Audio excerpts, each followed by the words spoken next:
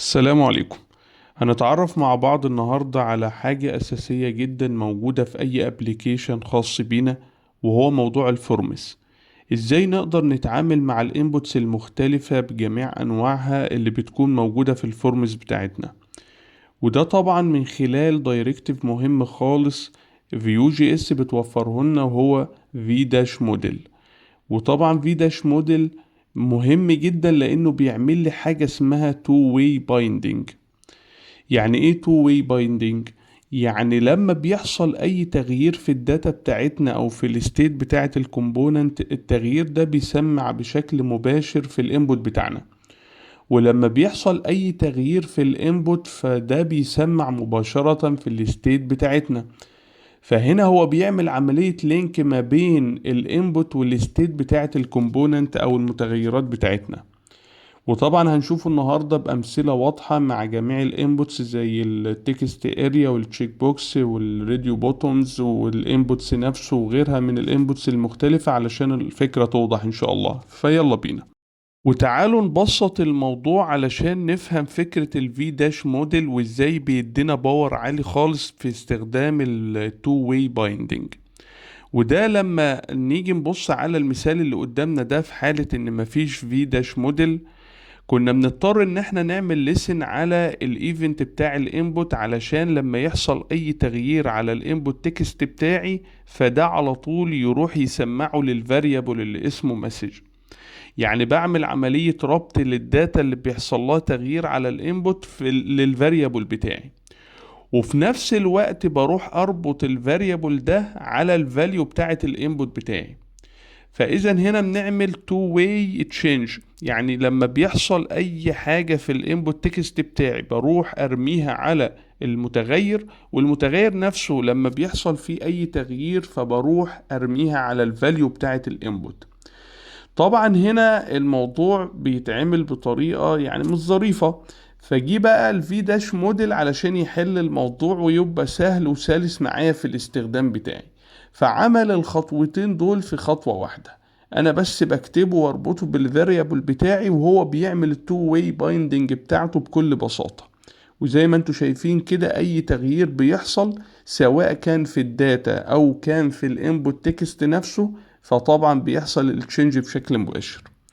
ولو بصينا هنا برضو في المثال بتاع التكست اريا نفس الفكرة، بيقدر يعمل سينك ما بين الاتنين بطريقة سلسة من غير اي تعقيد خالص. وبنفس الطريقة نقدر نستخدم برضو الفي داش موديل مع التشيك بوكس انبوتس.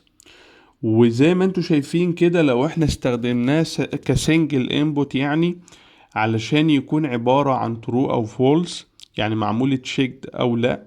فزي ما انتوا شايفين كده بيقدر يديني القيمة true او false بناء على الستيت بتاعته. ولو انا عندي مالتي تشيك بوكس انبوتس فاحنا بنربطهم بفاريبل برضو واحد، وده بيكون بيمثل array عندي.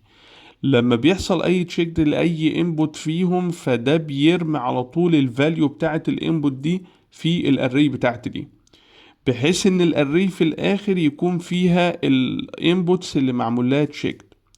وبكده يكون الموضوع طبعا اكثر سلاسة من غير ما اعمل اي حاجة اضافية، هو بيعمل تو واي بايندنج بطريقة سلسة ولذيذة. وبنفس الطريقة برضو نقدر نستخدمه مع الراديو بوتومز علشان نسلكت فاليو معينة من مجموعة من البوتومز أو مجموعة من الاختيارات. فاحنا برضو بنربطهم على نفس الفي داش موديل بتاعنا أو على فاريبل واحد، ولما اليوزر بيختار أي واحد فيهم فالمفروض بيأساين الفاليو بتاعة البوتوم ده للداتا بتاعتنا وهكذا. وبنفس الفكرة اللي استخدمناها مع التشيك بوكس انبوتس فهنا برضو مع السلكت انبوت، على حسب الستيت بتاعته هل هو سنجل سيلكت ولا مالتي سيلكت، وبناء على كده بيقدر ان هو يأساين الفاليو للفاريبلز بتاعتنا. سواء كان سنجل سيلكت فهو بياخد قيمة واحدة بناء على اختيار اليوزر، او مالتي سيلكت فيكون عبارة عن array بيأساين فيها مجموعة الفاليوز اللي هو عمل لها سيلكت من الانبوت بتاعنا. بعض الحالات بنكون محتاجين نغير القيم الافتراضية بتاعة الانبوتس بتاعتنا، علشان يبقى عندنا كنترول اعلى على الفاليوز اللي احنا بنستقبلها في المتغيرات بتاعتنا. على سبيل المثال مثلا التشيك بوكس، القيم الافتراضية بتاعته لو انا بستخدمه لوحده يعني كسنجل تشيك بوكس هتكون ترو او فولس. لكن انا ممكن اغير القيم دي من خلال ان انا اديله اتريبيوت اسمها true value و false value، واحط القيم اللي انا عايزها علشان استقبلها عندي في المتغير بتاعي بناء على الستيت بتاعي للتشيك بوكس بتاعي.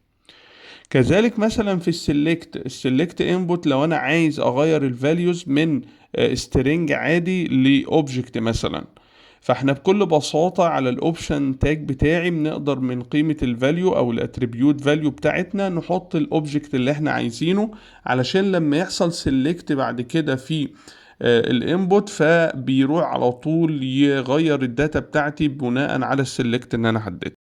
ونيجي لاخر نقطة يا جماعة، وهو استخدام الموديفايرز مع الدايركتيف اللي هو في داش موديل.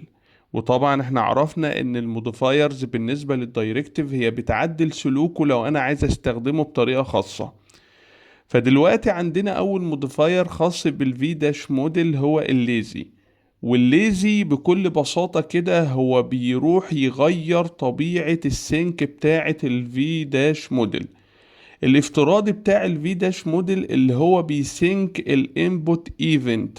يعني ايه؟ يعني لما بضغط على اي زر واكتب في الانبوت بتاعي فهو على طول بيعمل عملية السينك ما بين الداتا والانبوت. لكن هو بقى لما بستخدم الليزي بيغير طبيعة الانبوت ايفنت للتشينج ايفنت. يعني لما اليوزر يكتب اللي هو عايزه ويطلع من الانبوت على طول بقى يحصل عملية السينك.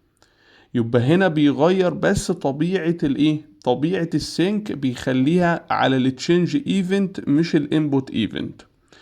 طيب بعد كده في موديفاير النمبر، والنمبر بالنسبة لنا هو بيكاست، يعني بيستقبل اي قيمة من الانبوت بتاعي وقبل ما بيعمل لها سينك بيستقبلها كنمبر.